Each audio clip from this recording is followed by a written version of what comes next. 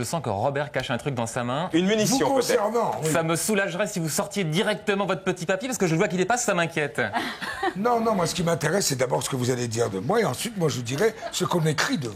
Alors, ce que je voulais dire, c'est que... Ça commence fort. Il fallait reconnaître d'emblée que dans cette émission, on avait quand même reçu pas mal de dingues depuis le début de l'année, mais là, c'est vraiment le pompon. On a ce soir le type qui se prend pour Napoléon, comme les fous dans les blagues de Caramba. On avait déjà Serge Malama dans les... Non, il y en a d'autres, écoutez. Qui d'autre? Dieudonné. Il se prend pour Napoléon aussi? Oui, non, mais maintenant, il n'est plus parmi nous, mais avant... dès qu'on l'appelait 10 ans plus tard... Ah non, mais moi Il pensait au comique, j'étais lui. au comique, Dieudonné, excusez-moi. Non, il y avait un acteur qui s'appelait Dieudonné. D'accord. Abel Gans, car on a dédié notre spectacle à Abel Gans. Abel Gans lui avait dit, vous êtes tout sauf le personnage. Et la nuit, au milieu de la nuit, il s'est pointé dans la propriété de Gans et son valet de chambre lui a dit, attendez, il y a un fou dans le parc, regardez. Il a regardé, il a vu un homme habillé complètement Bonaparte ou Napoléon, la main sur la poitrine. Il était 2 heures du matin, il est descendu voir dans le parc avec une lampe. On dit, mais qu'est-ce que c'est que ça? Et c'est le même acteur qui a dit, vous avez dit que je n'étais pas du tout le personnage, regardez. Il l'a engagé. Pas mal. C'est lui qui a fait Pas mal. le rôle. À mes yeux, votre cas est un peu plus grave que celui de Dieudonné à qui vous rendez hommage, dans la mesure où j'ai le sentiment qu'à vos yeux, Napoléon n'est qu'un demi-slip en réalité. Vraiment une petite pointure. Ce qui me fait dire ça, c'est que vous avez un système pour vous en convaincre. Alors vous montez un spectacle avec un acteur inconnu qui ressemble à Napoléon, ce qui vous donne l'occasion, pendant les répétitions, avec votre grosse voix qui fait peur, de l'engueuler et de lui parler comme un Napoléon. Hé Napoléon, tu sais qui je suis moi? Allez, fous-toi là! Si tu continues, je vais te botter le cul, je suis Robert Hossein. Moi, je donne des ordres à Jésus, à Jules César et à Charles de Gaulle.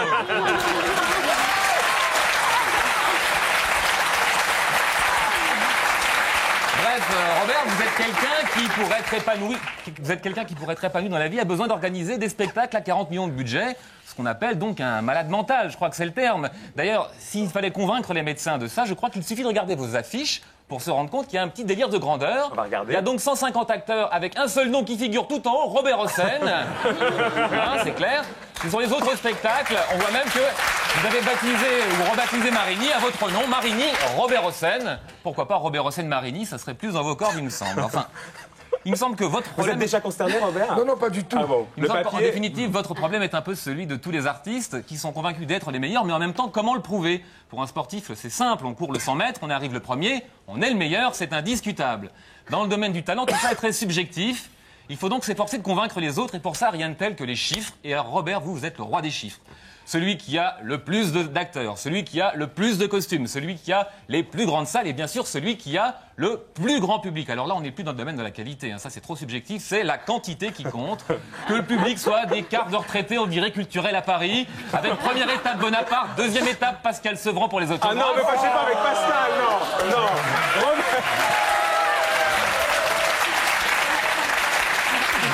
Vous êtes d'accord jusqu'à là, Robert, de toute non, façon. mais surtout, de toute Peu façon... importe, en tout cas, ça, c'est pas votre problème. Les chiffres. Oh là là là là là là là là. Les chiffres, rien que les chiffres, d'ailleurs, ça a porté ses fruits, puisqu'en 84, regardez-moi Robert, en 84, vous entrez dans le Guinness Book des records. Et là, je veux pas enfoncer le clou, Robert, mais le Guinness Book des records, c'est un peu l'asile d'aliénés. Quand on voit un peu ceux qui sont dedans, regardez, les plus grandes oreilles. Il y est, il n'est pas tout seul, il y en a d'autres, vous allez voir, ils sont très nombreux dans ce livre.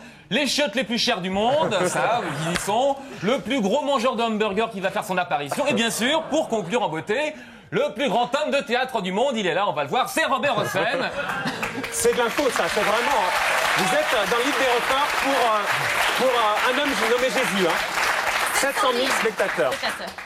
Bon, moi, au fond, je voulais dire que Robert Hossein, il était, somme toute, comme nous, même s'il est un peu impressionnant à première garde. Simplement, il a une sorte de démesure, une énergie qui dépasse tout ce qu'on connaît, ce qui fait que la moindre émotion qu'il traverse, d'un seul coup, ça prend des proportions monumentales. Par exemple, un type ordinaire, quand il a un petit élan de générosité, il donne une pièce au feu rouge, par exemple, ou un chèque au Resto du Cœur. Lui, Robert, c'est une autre dimension, Zabou. Les Restos du Cœur, il était à la fondation, dans le bureau de Mitterrand, avec Coluche pour lancer l'opération. C'est quand même à une autre gueule. J'imagine que le SDF qui vous croise à un feu rouge, avec le chèque de 10 000 balles que vous lui faites, à mon avis, il est sorti de la mouise pour toujours. Il me semble que ça a quand même tout à fait une autre allure. Et puis franchement, je crois que ça sert à rien de vous critiquer parce que votre pire ennemi, c'est malgré tout vous-même. Il me semble que si un jour ça doit mal tourner, ça sera la faute à votre ambition qui vous aura poussé un peu trop loin. Un peu comme Napoléon, encore une fois. S'il avait eu la sagesse de rester lieutenant d'artillerie, il n'aurait jamais perdu son trône. En attendant, vous êtes toujours sur le trône. Sachez simplement qu'il y a une nouvelle génération d'acteurs qui sont là. On a été les voir au Cours Simon.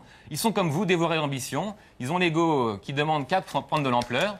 Et c'est peut-être parce qu'ils ont l'ego surdimensionné qu'ils hésitent un peu à venir tourner dans vos spectacles. On les écoute. L'impression que ça peut donner quand on dit la dernière production de Robert Hossein, c'est que c'est quelque chose par Robert Hossein pour Robert Hossein et ça donne un petit côté peut-être nombriliste. Ça peut être une bonne expérience. Ouais, enfin pas trop petit le rôle quand même. Hein. Il faut quand même que il y a un peu d'action et de présence parce que sinon ça sert à rien. Ils ont qu'à prendre une chèvre. Hein. C'est trop vieux comme style, je l'aime pas. Si tu fais partie du décor, c'est vrai que c'est pas très enrichissant, quelle que soit la production. Moi, je connais pas ses spectacles, mais je sais que c'est quelqu'un qui a de la renommée et c'est toujours intéressant de travailler avec quelqu'un, même s'il est beaucoup critiqué, je m'en fous. Ariel. Oui, moi, je voudrais dire que je trouve que c'est un portrait très injuste. Car Robert Hossein Ariel, parce qu'au moment où vous portez ce jugement, vous parlez d'un portrait qui n'est pas encore fini. Ah, il n'est pas... Car pour conclure, Ariel, figurez-vous que moi aussi, j'ai un peu mon délire des grandeurs. Oui. Lui se prend pour Napoléon. Moi, j'aime bien me prendre pour Robert Hossein, ce qui est déjà pas mal. Oui. Et j'aimerais bien ce soir, comme dans vos spectacles, faire voter le public. Alors si ce soir, vous pensez que Robert Hossein est un grand monsieur et qu'il honore notre plateau en étant présent, levez la main, on fait un vote. Non, mais... Ça boue. Alors ça boue, elle a pas levé la main. Je sais qu'il est tard, mais vous dormez pas tout de suite quand même. Non, mais... Vous avez l'unanimité avec vous. Alors, Ariel, vous vouliez dire, avant qu'il développe lui-même. Parce qu'en fait, c'est plein de tendresse, le portrait de Stéphane. Hein. Mais oui, c'est plein de tendresse. Mais il faut dire que c'est tellement difficile de réconcilier le théâtre avec les foules. C'est fantastique, ça. Justement, est-ce que vous avez l'impression de faire du théâtre ou du spectacle, Robert Hossein? Écoutez, je vous énerve déjà, Ariel? Ah bon? Une humilité instinctive, j'ai envie de vous dire, du spectacle. Mais tout de même, les thèmes que l'on traite souvent, qui sont des fois, lorsqu'il s'agit de certains spectacles, sur la liberté, sur la solitude, sur le partage, sur la conscience, sur la peine de mort, sur tous ces thèmes-là, j'avoue franchement que lorsqu'ils sont interactifs et qu'on puisse demander aux gens d'y participer en donnant leur opinion, ça vient du spectacle. Un peu le domaine. Mais on a un peu l'impression, quand vous en parlez, avec tous les chiffres que vous donnez, etc., que vous voulez dire aux téléspectateurs ou aux spectateurs qui sont susceptibles de venir vous voir, ne vous inquiétez pas, c'est pas aussi emmerdant que le théâtre. Il y a un peu de ça? Non, c'est simplement un slogan qu'on a, nous. Bah oui, c'est qu'on dit du théâtre comme vous n'en verrez qu'au cinéma. Mais ça sous-entend un peu, vous n'allez pas vous emmerder, quoi. Pour éviter le côté ronron, quand même, du non, mais théâtre. écoutez, je vais vous dire une chose, le théâtre n'est pas fait pour qu'on s'emmerde. Et très honnêtement, je rends hommage à mes camarades. Vous savez ce que je dis souvent, je me permets. Le génie, c'est 18 heures de travail par jour, mais le talent, c'est d'en trouver aux autres. Et moi, je m'entoure de gens de talent et j'en trouve beaucoup aux autres. Et en plus, pour avoir de l'inspiration, je vais voir ce que font les autres, et à partir de ce moment-là, je suis rassuré. Est-ce que ça vous énerve la distinction entre le théâtre classique et le théâtre populaire, justement? Pardon? Est-ce que ça vous énerve la distinction qu'on fait souvent entre le théâtre classique et le théâtre populaire? C'est la distinction qu'on fait entre le théâtre subventionné et le théâtre privé, et je pense que il y a des styles complètement différents et que la synthèse qu'on peut faire sur toutes les formes de théâtre, qu'ils soient des théâtres engagés, des théâtres de laboratoire, d'expérience, classiques, distraits, enfin je veux dire, c'est la synthèse de tous les spectacles. Mais est-ce que vous êtes blessé, Robert Hossein? Lorsqu'on me traîne dans la merde? Non, pas ça, mais quand les grands noms du théâtre, vous les citez, vous leur reconnaissez beaucoup de talent, vous parlez du théâtre avec passion, et eux, ils parlent jamais de vous. Non, les Chéreau, les Planchon, les Maréchal, jamais, ça vous blesse forcément, Robert Hossein. Non, c'est un péché de jeunesse, ils sont encore préoccupés. Bah, ils sont pas 12 ans non plus. Mais non, mais c'est un péché de jeunesse, étant donné que moi j'ai déjà 90 ans et peut-être beaucoup plus en tant qu'expérience et de réflexion. Donc vous avez 75 ans en fait. Hein. 74, dis donc. Ils veulent avoir le sentiment d'exister. Et en parlant de soi-même, on a toujours le sentiment d'exister. Vous disiez tout à l'heure qu'en allant voir les autres, ça vous rassurait. Pourquoi? Vous les trouvez nuls, les autres? Non, ça me rassure. C'est un peu ce que vous disiez. Non, moi, je vous disais que ça m'inspirait. Non, vous avez dit que ça vous rassurait, j'ai eu le sentiment. Ça me rassurait en voyant les autres qu'il existe des gens énormément de talent. Comme ça, il n'y a plus d'ambiguïté. En tout cas, le public est venu vous voir en masse, Robert. Ces spectacles, il n'y en a pas un qui est en dessous de 400 000 spectateurs. C'est énorme. Il y a des films qui ne font pas 400 000 spectateurs. Beaucoup de monde. Il a dit, vous êtes dans le Guinness des records. Et alors moi, je pensais que vous étiez blindé, un bon parti. Et vous dites, je n'ai rien, pas un rond, que des dettes. c'est votre légende, on va y venir, parce que vous aimez bien entretenir votre Non, légende. je sais que vous allez me poser des questions. Ah bah oui, vous êtes là pour ça, a priori. C'est ça, vous voulez parler de ça, de pognon, on parle de pognon. Je ne vous crois pas une seconde quand vous dites que vous n'avez rien, c'est impossible. Non, vous n'avez pas compris. Dédette, c'est quelqu'un. Dédette, c'est une amie à lui. Ah, vous avez... c'est ça. Bernadette. Ah, Bernadette, c'est ça. Avec Bernadette, vous êtes blindé, en fait. C'est ça que vous voulez dire. Je peux dire quelque chose. C'est Dédette. Je suis né pauvre avec une cervelle de riche. Oui, j'ai lu ça, mais moi je crois que vous êtes riche avec une cervelle de pauvre. On n'a jamais les moyens de nos ambitions. Et il faut, pour monter les choses que l'on fait, je veux dire même la folie, il faut trouver les moyens de le faire. Ça, c'est sûr. Sans moyens, les idées ne servent Robert, strictement vous savez à bien rien. que ça fait un peu partie de la légende. Par exemple, quand vous avez eu le courage de tout plaquer, je crois que c'était en 71 pour partir au théâtre de Reims, vous avez dit, vous le savez, je pars juste avec une brosse à dents, rien de plus, c'est terrible. Et alors, non, je n'ai pas dit c'est terrible, non, j'ai dit j'ai choisi de partir avec une brosse à dents. Et l'un de vos meilleurs amis de l'époque raconte, en fait, il a débarqué en costume prince de Galles, accompagné de son attaché de presse parisienne, et a été accueilli en gare de Reims par son chauffeur qui avait pris la route depuis la capitale. Vous aimez bien la légende autour de vous? Permettez, bien sûr. J'ai réuni cette femme qui s'occupait de moi, c'est-à-dire cette charmante femme qui était là, qui faisait le ménage, qui faisait la cuisine, qui fait tout. Je lui ai dit, prenez tout ce qu'il y a ici. J'ai fait venir le gars qui me conduisait parce que j'ai pas de permis de conduire. Et je lui ai dit, gardez la bagnole, gardez tout, prenez tout. Je partirai avec une brosse à dents. Et je suis parti avec une brosse à dents. Et en effet, mais ça me paraissait banal. C'est un réflexe de plein ventre. À la seconde où vous avez choisi de changer de vie. Mais le côté lyrique grandiloquent, Robert, le côté lyrique grandiloquent, vous aimez ça quand vous dites par exemple je me croyais un aigle, je ne suis plus qu'un corbeau, je ne suis rien, je vous regarde dans les yeux, je vous le dis, je jure sur ma vie, je ne suis rien.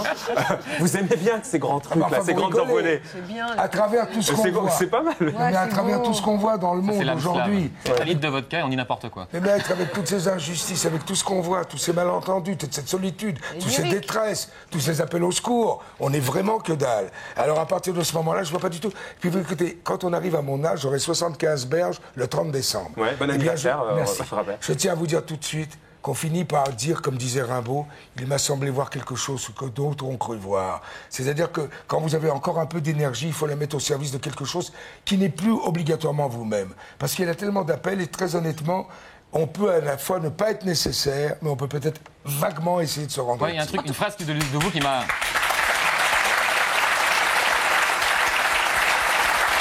Ah non, vraiment. Non, normalement, il a terminé d'ailleurs. Il n'empêche juste Ariane de poser sa question, c'est pas grave. Une phrase qui je commence à vous parler de la société, de nous, de notre finalité, et ça va aller très loin. Alors, allez-y, vous êtes en direct, profitez-en. Vous voulez on peut le dire? Allez-y. Alors, je vais vous dire une chose.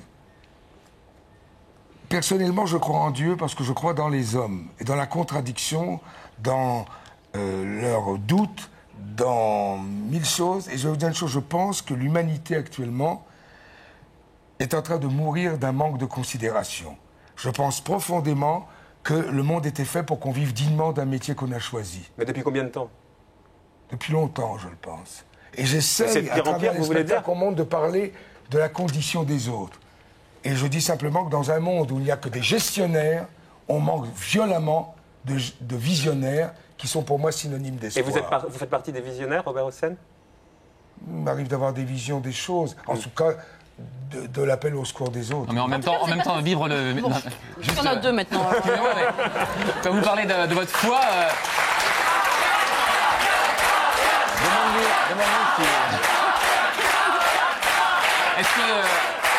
Est-ce que d'être fidèle au message des évangiles, c'est pas plutôt de vivre selon l'exemple de Jésus que de monter un spectacle à 40 millions sur Jésus? Enfin, il y a peut-être une petite contradiction là, non? Non, ça ne veut rien dire. Je vais vous dire une chose, il vaut mieux trouver des hommes et des producteurs qui vous donnent les moyens de monter la vie de Jésus que de fabriquer des canons. Donc, à partir de ce moment-là...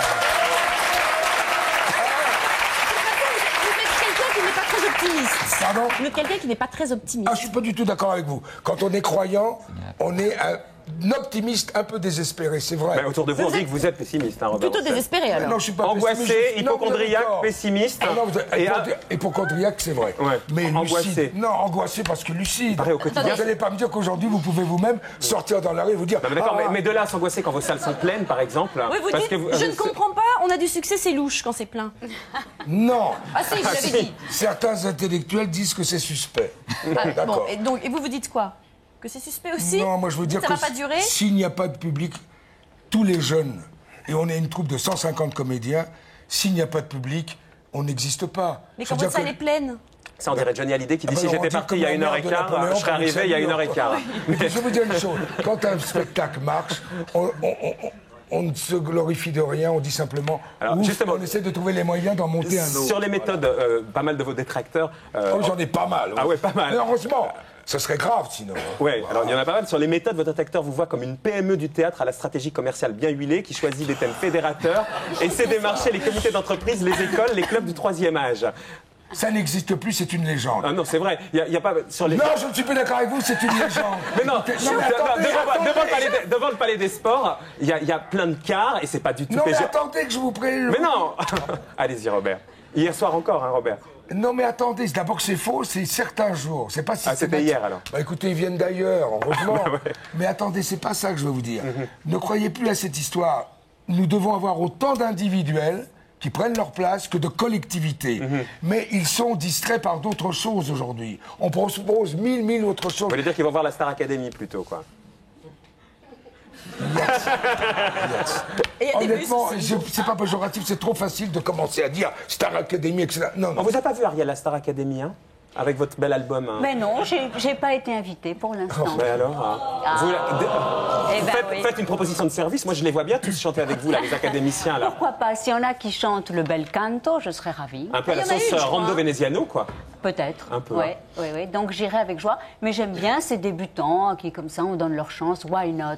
C'est un peu comme Chorus Line. On les pousse sur le devant de la scène. Beaucoup seront écrasés par le système. Il y en a 2-3 qui survivront.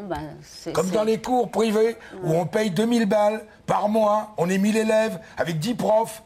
Et qu'est-ce que ça donne? 99% de chômeurs. En plus, lorsqu'on leur prend des cours et qu'on est assis dans une salle où il y a exactement 5 mètres et que vous montez sur une scène de théâtre où il faut vous exprimer sur des 10 mètres, etc., on a beaucoup de difficultés à se faire entendre. Il y a des petites salles, hein, quand même. Il y a des petites salles. Hein. Oui, il y en a plein. Hein. Oui, mais alors on engage peu d'acteurs dans les petites salles. Oui, mais il y en a, des petites salles. Oui, il y en a, et heureusement d'ailleurs. C'est celle qui marche. Il y a peu d'acteurs dans les petites salles, mais il y a beaucoup de petites salles.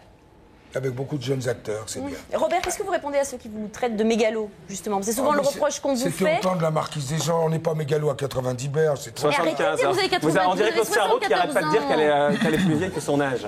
Sarraute C'est une coquetterie. Non, mais oui, c'est une preuve de grande féminité. Oui. Les intellos qui vous boudent.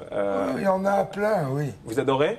Ça vous booste? Non, j'adore pas, ça ne me booste pas. Vous dites, je passe pour un primate. Vous savez très bien que quand vous avez 10 bonnes critiques, vous êtes beaucoup plus inquiet lorsque vous en avez une très mauvaise. Et quant aux intellos, ou ceux qui n'apprécient pas, ils ont le droit, pas du tout, c'est pas péjoratif. Mais il faut bien que tout le monde vive. Et vous savez très bien aussi que nous n'existons pas si nous ne tenons pas compte non plus de ce que... Mais vous faites un complexe? Est-ce que vous êtes complexé? Non, pas un complexe. Je ne monte pas des spectacles pour plaire ou critiquer ou bien... Juste le comité d'entreprise. D'accord, j'ai absolument... Alors, vous voyez, on y arrive. Je ne renie absolument pas les comités d'entreprise. Mais il y en a d'autres. Et peut-être sans eux, nous n'existerions pas. Donc, il est important, on s'adresse à tous les publics.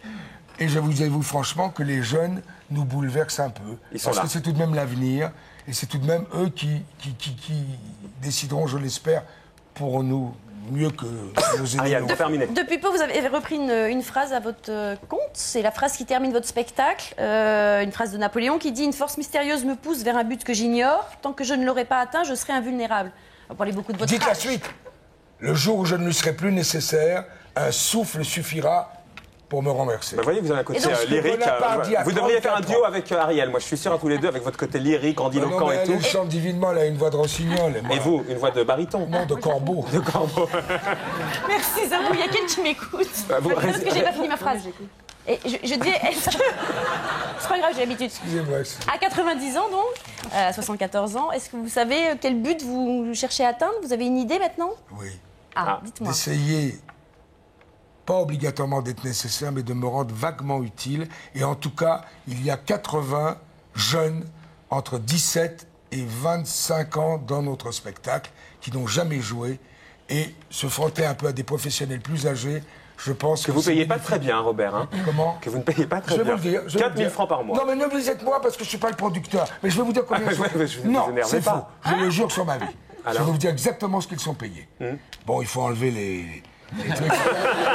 Attendez. Une brique. Exactement, une brique par mois. 10 000 francs.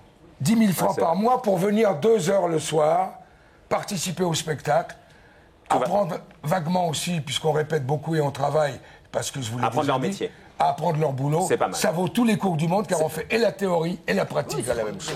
Pas mal. En tout cas, c'est au Palais des Sports.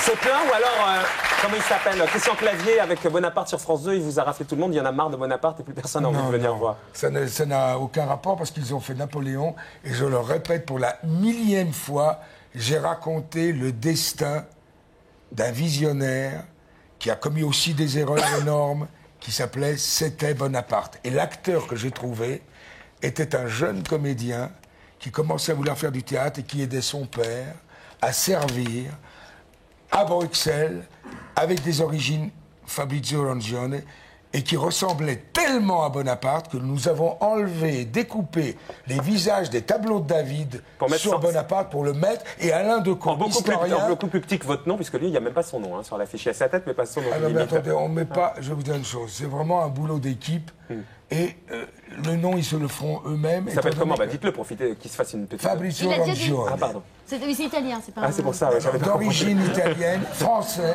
d'origine italienne. Et ce qu'il y a d'extraordinaire, c'est qu'Alain Decaux lui-même, alors quand je l'ai vu et qu'on m'a lui demandé de... Il a cru que c'était Bonaparte. Hein. Non, je ne l'ai pas écouté, je ne l'ai pas entendu. J'ai dit, si je l'écoute et qu'il est jeune comédien devant une salle de 4000 places, il se fera jamais entendre. Et il est monté sur scène, et il y a une espèce de mimétisme, il y a quelque chose que j'ignore, que je ne comprends pas moi-même. Il est extraordinaire. Vous êtes sûr que c'est pas Serge Lama? Je ne parle pas du spectacle, je dis que lui. Il est extraordinaire dans Bonaparte. Et vous avez envoyé des gens hier, vous, qui étaient dans la salle, je sais pas, journaliste, je sais pas, et que je ne connaissais pas du tout, que j'ai vu ce soir seulement. Et je ne parle pas de la qualité ou non-qualité du spectacle, je parle de lui, de ce jeune, qui a l'âge, le physique, la taille de Napoléon. Et le talent est quelque chose d'absolument extraordinaire qui fascine complètement, et je le dis honnêtement, toute la salle et tout le monde parce qu'il est extraordinaire. Alors votre papier sur Stéphane, c'est le moment ou jamais, il s'en va. Vous avez fait un interview aujourd'hui. Je ne fais pas d'interview, il n'y a que Marco qui pose des questions dans cette émission, vous devez vous trouver. Répondu à des questions, il veut dire. Vache. Oui, putain, c'est vrai ça. Ah, vous ne saviez pas qu'il était paru? Si, je me souviens, on a Il est parlé. sorti aujourd'hui. Et alors? Oui, je vous le confirme. Enfin, on l'a je ne reçu peux pas le nier surtout. au théâtre. Je l'aurais bien nié, mais là vous avez le papier devant vous. Donc... Et on m'a simplement dit, fais gaffe à avec ce papier, essaye de te défendre. Il n'y avait pas besoin. Mais non, il n'y a pas besoin. Faites une boulette et jetez-la-moi à la figure. En revanche, Ariel va en avoir besoin. Hein, parce que vous aimez bien quand vous... un questionnaire. Vous aimez bien quand vous titillez. Vous croyez? Je suis sûr. Qu'est-ce que vous le dites? Et juste, pardon, Bénure au Stade de France. Excusez-moi, Bénure au Stade de France. Vous voulez jouer dedans, Ariel? C'est ça que vous voulez dire? Non, pas du tout. Non, mais parlons d'elle. Non, mais juste en 2 mots. Ça va se faire ou ça va pas se faire, Bénure au Stade de France? On peut parler de mademoiselle. Ah, donc ça va pas se faire, c'est ça? L'autoroute est très, très proche. Vous voulez partir déjà? Non. Non, mais l'autoroute...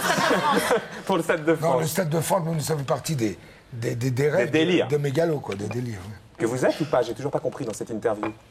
Oui, non, pour qu'on conclue. Écoutez, l'êtes-vous? Oui. Totalement. Bon, alors, bon, d'accord. En tout cas, il va falloir... Non, mais moi, vous êtes jeune. Oui, vous n'étiez pas à mon âge? Moi, si, il avait déjà 90 ans. Il avait déjà 90 ans. À votre âge, on a des aspirations. On espère vivre dignement du métier qu'on a choisi. Même si c'est le théâtre, ou même si on est bien d'accord. D'ailleurs, moi, je vous ai connu à vos débuts. Alors, racontez-nous, Robert. Non, bon, allez, on va passer à Ariel. On va passer à Ariel. Alors, comme l'un et l'autre, vous n'avez pas entendu le disque d'Ariel. Plein d'humilité, vous étiez. Ah, il a bien changé, effectivement, hein, ça. Et il vit dignement en ce moment. Comment? Il vit dignement. Du métier qu'il a choisi.